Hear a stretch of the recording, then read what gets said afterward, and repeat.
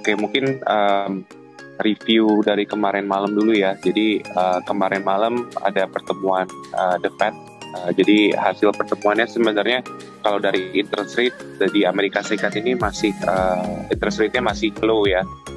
Cuman hasil dari pertemuan ini kemarin dari The Fed, dari Jerome Powell udah mengindikasikan bahwa mereka akan melakukan Fed tapering. Mereka akan melakukan Fed tapering tapi nggak sekarang. Jadi paling cepat adalah 2023 atau end of 2022. Jadi ini basically yang disebut taper tantrum ya. Cuman kalau kita lihat dari marketnya sendiri, akibatnya langsung apa? Kalau kita lihat dari US yield-nya kemarin spike tinggi, kemarin naik 5%. Kemudian juga dari dolar indeksnya cukup naik, karena orang kembali ke yang safe haven ya. Jadi basically seperti gold, bonds, dan kemarin ada sedikit sell off di equity, di risk aset seperti equity.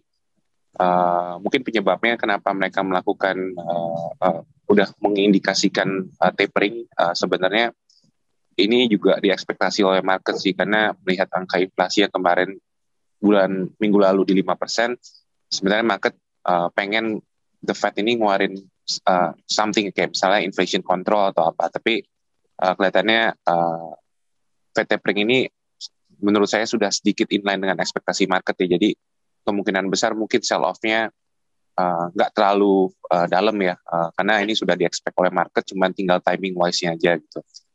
Untuk Indonesia sendiri gimana? Untuk Indonesia sendiri memang pasti nanti akan ada impact-nya. Cuman kalau kita tanya besar atau enggak, belum tahu, karena basically ini masih 2023 ya. Jadi dan market kita sebenarnya kalau kita lihat valuasi memang masih trading di valuasi 2022 rather than 2023 gitu. Jadi impact-nya mungkin nggak sesevere itu, cuman expect market sell off ya hari ini, karena kalau kita lihat dari futures pagi-pagi di Nikkei, kelihatannya juga udah ada pressure ya untuk selling the futures gitu. Kalau kita currency juga dari kemarin malam memang pergerakan US dollar menguat. Kalau kita lihat banyak dari mata uang yang ikut melemah ya. Jadi seperti Euro USD, GBP itu turun ya. Jadi ekspektasi mungkin untuk rupiah hari ini juga bisa melemah.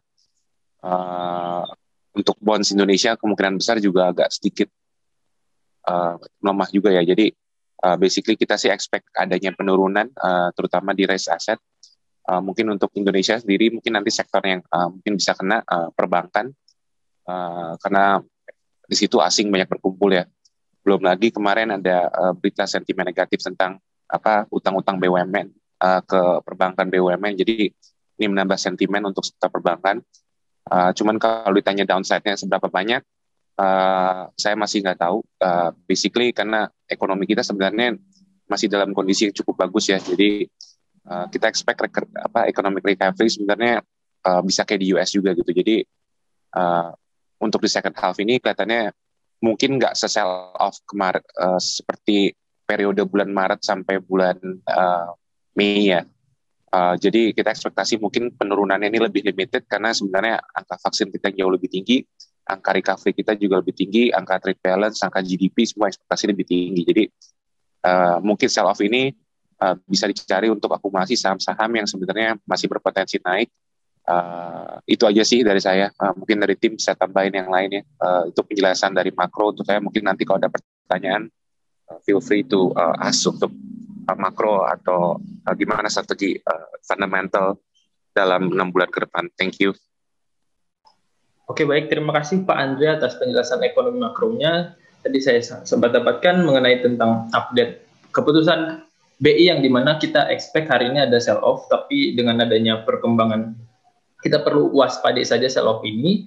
Namun kita dengan perkembangan update kita punya upside maksud saya tentang adanya data inflasi, data ekonomi dan juga vaksinasi yang cukup aktif kita lakukan di Indonesia, sehingga sell off-nya juga tidak separah yang sebelum-sebelumnya. Seperti itu ya Pak Andre? Betul. Jadi mungkin jangan terlalu panik dulu ya. Kalau kita lihat di US marketnya juga kemarin sell off-nya nggak terlalu tinggi. Jadi Biasanya kalau lagi ada big impact news seperti itu, biasanya market US turunnya bisa 2-3% ya, terutama di Nasdaq.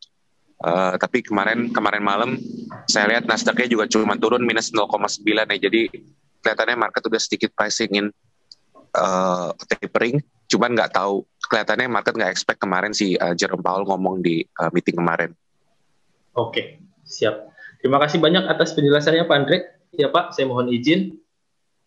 Silakan untuk technical, silakan dari tim dulu, nanti ada fundamental saham atau apa saya bisa bantu. Saya awali dengan Dow Jones Industrial Average Index. Saya update secara teknikalnya Bapak Ibu sekalian, di mana Dow Jones Industrial Average Index ini pada pagi tadi ditutup melemah minus 0,77%, turun 265 poin, ditutup di level 34.033, dan di mana Bapak Ibu dapat lihat secara teknikal pelemahan ini sudah terjadi selama 1 pekan kemarin, dan secara teknikal breakdown dari MA50 daily, sehingga ada potensi rawan terjadi penurunan lanjutan secara teknikalnya. Namun sentimen yang terjadi ini juga dikhawatirkan akan adanya kenaikan inflasi, yang dimana berdasarkan keputusan BI juga yang tadi sempat disampaikan, suku bunga acuan